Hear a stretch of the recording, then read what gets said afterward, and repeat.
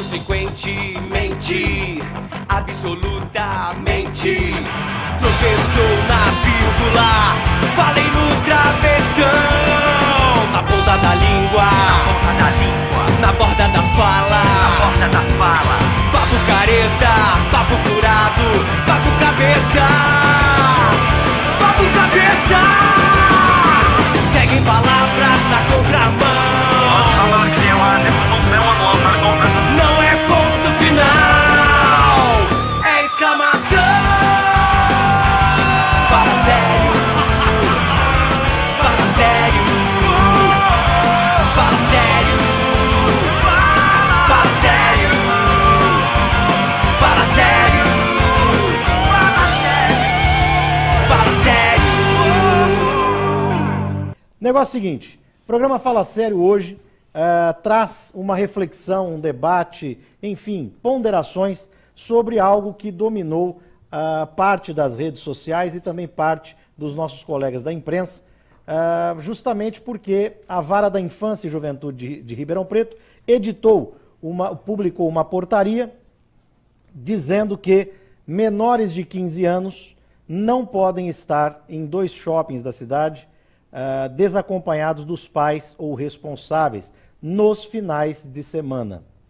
Esta portaria provocou inúmeras manifestações nas redes sociais, algumas pessoas dizendo, porque essa molecada está excedendo, é muita falta de educação, é uma molecada que não tem limites, impõe medo, a gente quer tranquilidade. Tranquilidade, quem não quer? Mas de outro lado, muitas pessoas também disseram, esta medida provoca ainda mais uma segregação social, porque afinal de contas é justamente o menor, o jovem de menor poder aquisitivo que será mais uma vez alijado do processo social. Para nos ajudar a compreender toda a motivação e tudo aquilo que representa esta medida, com muita honra recebemos aqui no programa Fala Sério o defensor público Vitor Hugo Albernaz Júnior, o juiz da Vara da Infância e Juventude de Ribeirão Preto, doutor Paulo César Gentili, o advogado, membro da Comissão de Defesa dos Direitos da Criança e Adolescente da OAB de Ribeirão Preto, doutor Renato Buozzi, e o psicólogo, coordenador do Observatório da Violência da USP de Ribeirão Preto e autor do livro Brasil Fugiu da Escola, professor Sérgio Codato. Meus caros, muito obrigado pela presença de cada um de vocês, pela disponibilidade de cada um de vocês. E é claro que a primeira pergunta tem que ser feita ao Gentili. O que motivou a Vara da Infância de Ribeirão Preto a publicar essa portaria número 1 de 2015? A necessidade de proteção para crianças e para jovens de menor idade, que no ambiente em que acontecem as manifestações, os rolezinhos nesses 2 shoppings, estavam expostos a riscos.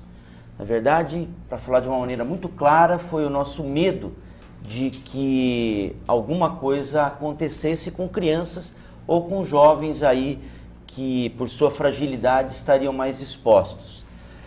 Nunca nos moveu a intenção de acabar com os rolezinhos, a portaria não tem esse propósito, nem estabelece nada nesse sentido. No entanto, constatando a ocorrência dessa movimentação social, esse afluxo bem grande de jovens nos finais de semana, nesses 2 shoppings em especial, nós vimos a necessidade de regrar, de regulamentar a presença de crianças e de adolescentes lá, para preservá-los, para evitar que alguma coisa de pior acontecesse. E, na verdade, não existe nada de muito novo nessa decisão judicial. Toda semana a Vara da Infância e da Juventude edita portarias ou concede alvarás regulamentando a entrada de menores de 18 anos em eventos festivos, em ambientes de lazer, em espaços culturais, etc. Tem um dispositivo, um artigo do Estatuto da Criança e do Adolescente que impõe ao juiz da Vara da Infância e da Juventude a obrigação de regulamentar o acesso desses jovens a esses locais, prestando atenção então à natureza do evento, ao que vai acontecer ali, se é apropriado ou não para o jovem naquela determinada faixa etária.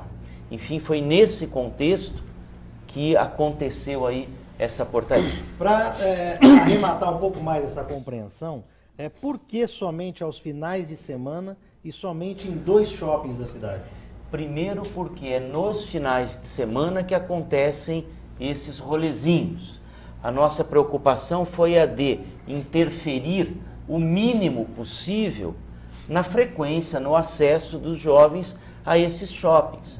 Quer dizer, então, só quando o perigo está instalado, quando a situação de risco se verifica, é que se justifica a precaução de não deixar o acesso e a frequência livre para crianças e adolescentes de qualquer idade. E essa portaria foi modificada hoje, que não são mais menores de 15, mas menores de 13 anos agora. Sim. Que tem essa proibição. Depois do primeiro final de semana, serviu como um laboratório para verificar o que ia acontecer, e ponderando com o Ministério Público também, nós decidimos reduzir a idade, de maneira que o que prevalece agora é que quem tem menos de 13 anos só entra lá nos finais de semana com pai, mãe, ou tutor, enfim, um responsável legal. A outra pergunta muito frequente para a gente nas redes sociais, quando a gente lançou o tema do programa de hoje, foi quem que a justiça entende como responsável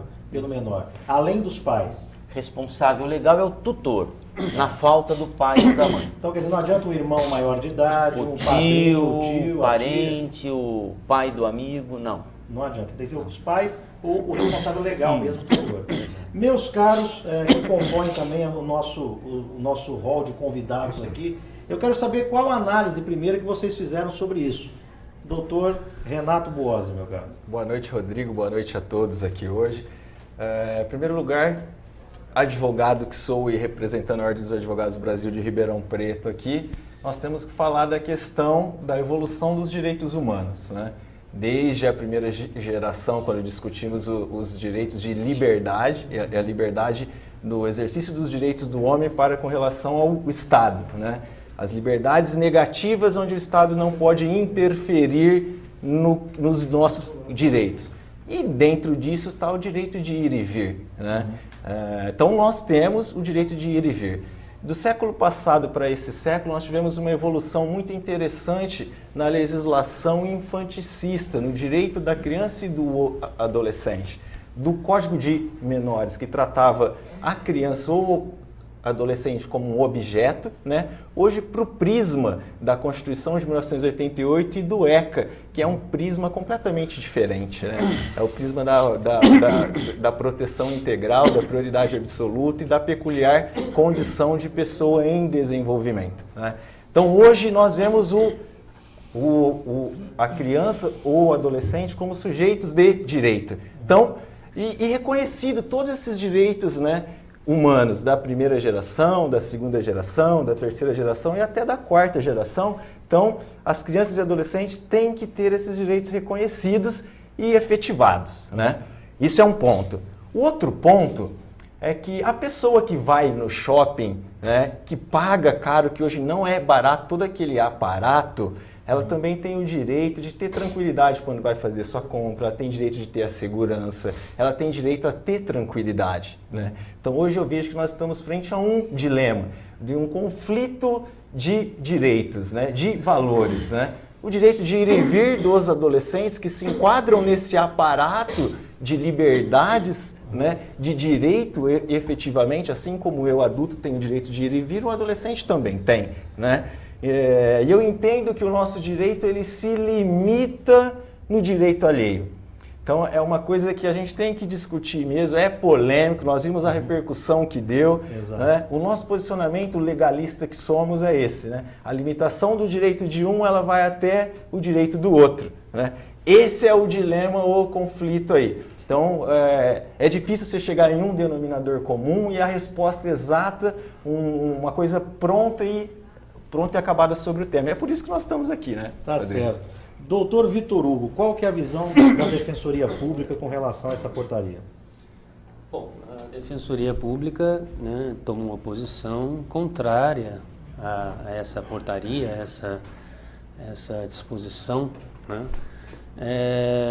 Por uma questão de princípio da legalidade. A gente acredita que não há legalidade nesta portaria e ela fere os princípios constitucionais, né?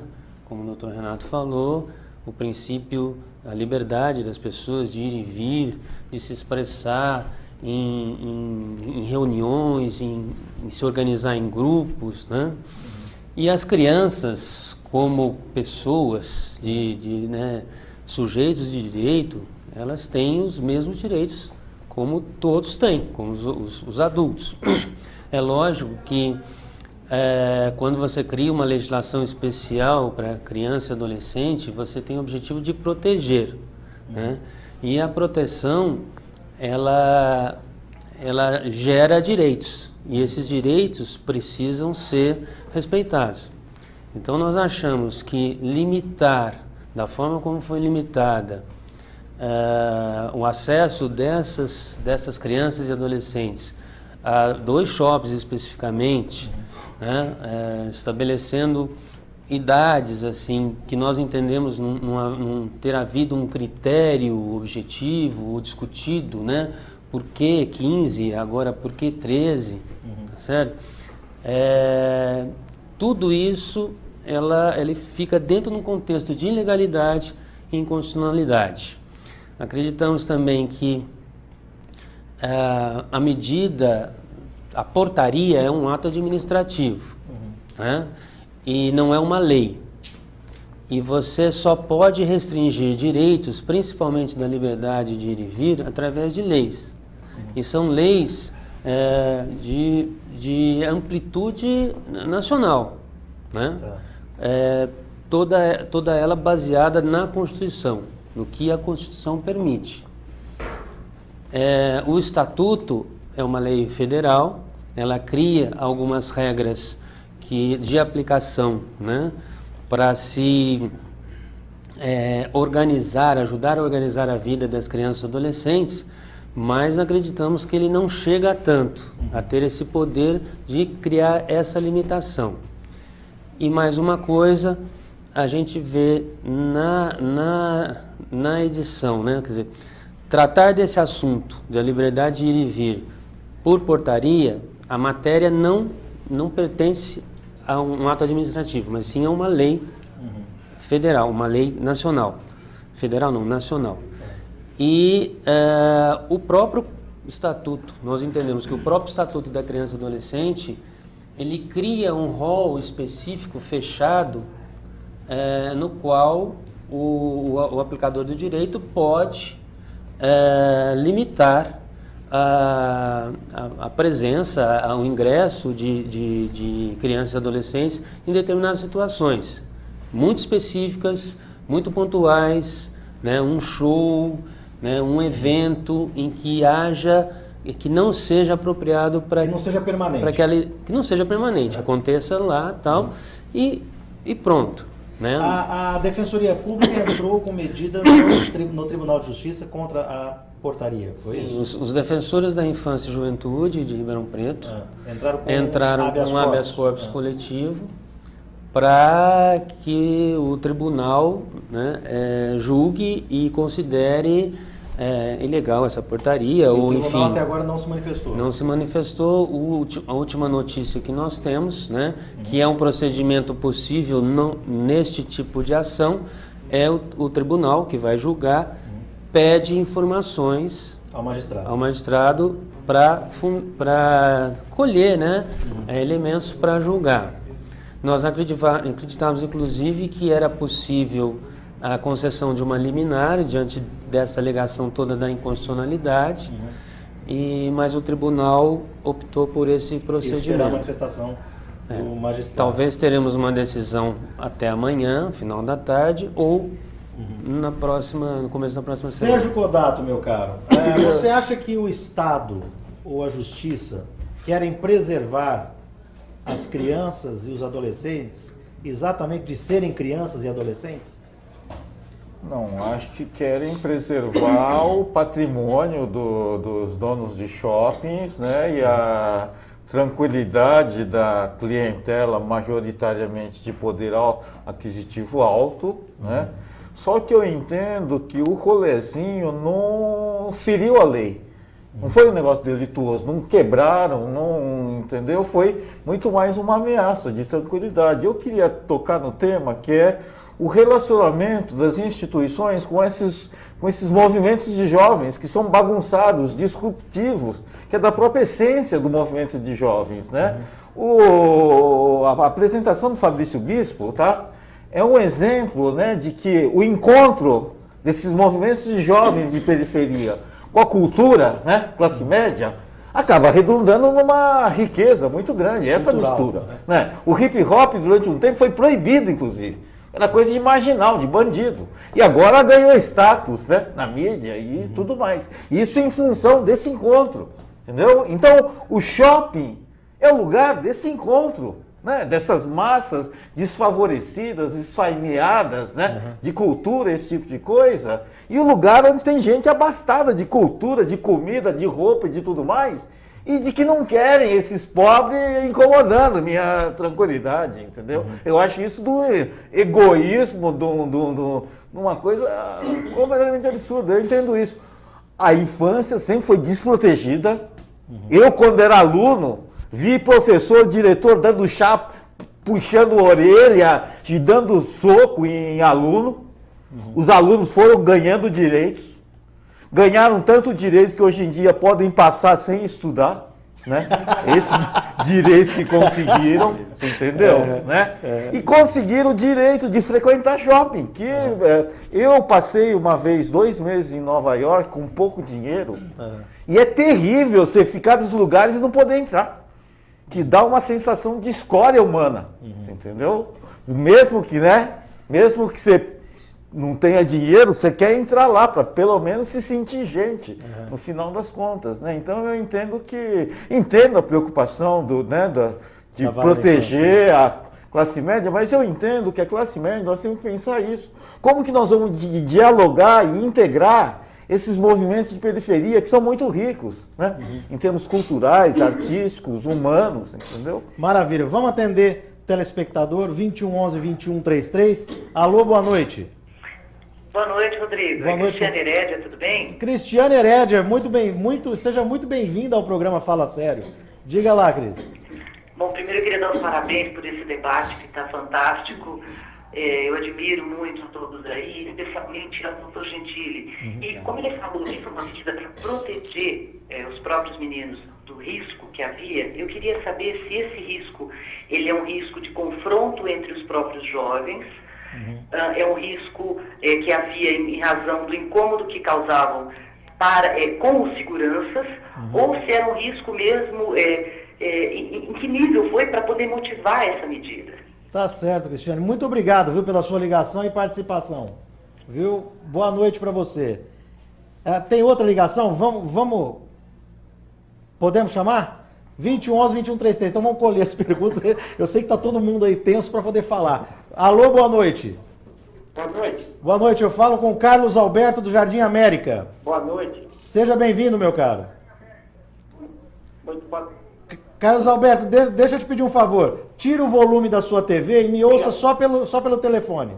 Já tá. Ótimo, então seja bem-vindo ao Fala Sério. Pode falar, meu caro. Pois não. Muito boa noite. O programa está altamente de nível alto. E ao doutor Vitor Golbenaz, ao doutor Gentili, ao professor doutor Sérgio Kodak. Eu sou advogado, eu sou militante na Comar. E eu só tenho uma pergunta, que eu praticamente peguei um problema nesse instante. Eu estava assistindo um pedacinho do jogo do Corinthians. Mas eu quero saber... Mas aqui é muito melhor, viu? Eu quero saber, aqui é muito melhor. Sem dúvida, a hora que eu coloquei aí, eu deixei para continuar. Tá certo, meu caro. Eu queria perguntar, assim, que eu estou no gancho aí de vocês, mas o doutor Gentili, eu queria que ele me respondesse se essa resolução, essa portaria, ela afronta o ECA. Tá. O Estatuto da Criança e Adolescente. E deixo um abraço a todos, ao doutor Vitor Golbenaz Júnior, ao doutor Sérgio Kodata, que eu estive já na USP, um convite dele para patrocinar um debate sobre criminalidade e violência. É E verdade. eu gostaria do doutor Gentili sobre esse aspecto. Tá certo. E aí? Muito obrigado pela sua participação, meu caro. Uma boa noite. Uma boa noite. Vai matutando que nós vamos para o intervalo rápido e depois tem todas essas respostas. Você sabe que aqui, como nós estamos falando em direito, em liberdade, você tem direito, você tem liberdade de tudo, menos de mudar de canal, principalmente para ver Corinthians, tem a dó. Daqui a pouco a gente volta.